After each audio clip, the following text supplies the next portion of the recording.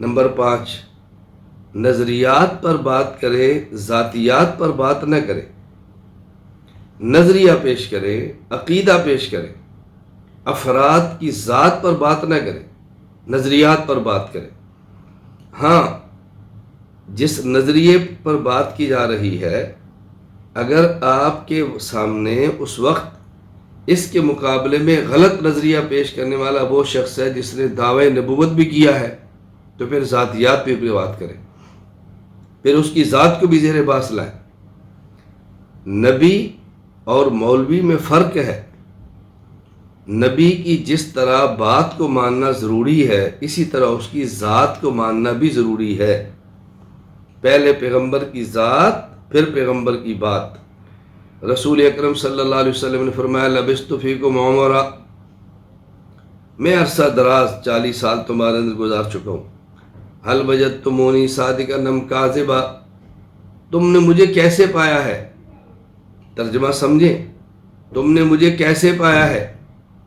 انہوں نے کہا جربناک غیر مرہ، ہم نے بار بار آزمایا ہے۔ ما وجدنا فیک الا صدقا، آپ کو ہمیشہ سچا پایا ہے۔ آپ نے فرمایا قولوا لا الہ الا اللہ تفلحوا، لا الہ الا اللہ سمجھ کے پڑھ لو، کامیاب ہو جاؤ گے۔ پہلے فرمایا لبثت، یہ ذات ہے، پھر فرمایا قولو، یہ بات ہے۔ تو پیغمبر کی ذات کو بھی ماننا ضروری ہے، بات کو بھی ماننا ضروری ہے۔ مولوی کی ذات کو ماننا ضروری نہیں، بات ماننا ضروری ہے۔ اس لیے پیغمبر کی ذات معصوم ہوتی ہے، مولوی کی ذات معصوم نہیں۔ جب معصوم ہی نہیں تو اس پہ بات کیا کرنی؟ ہاں، اگر کوئی اپنے گناہ پہ ڈٹ جاتا ہے، کھڑا ہو جاتا ہے، ڈھیٹ پناہ اختیار کرتا ہے، معاشرے میں اس کا نقصان ہو رہا ہے، یہ بات الگ ہے۔ میں ایک بنیادی بات عرض کر رہا ہوں۔ نمبر 1، آپ نے اپنی خطابت میں بات کیا کہنی ہے؟ نمبر 1، مختصر خطبہ۔ نمبر 2، اپنا عقیدہ یا مسئلہ یعنی موقف۔ نمبر 3، دلائل۔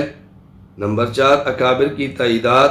نمبر 5، نظریات پر بات کرنی ہے، ذاتیات پر بات نہیں کرنی۔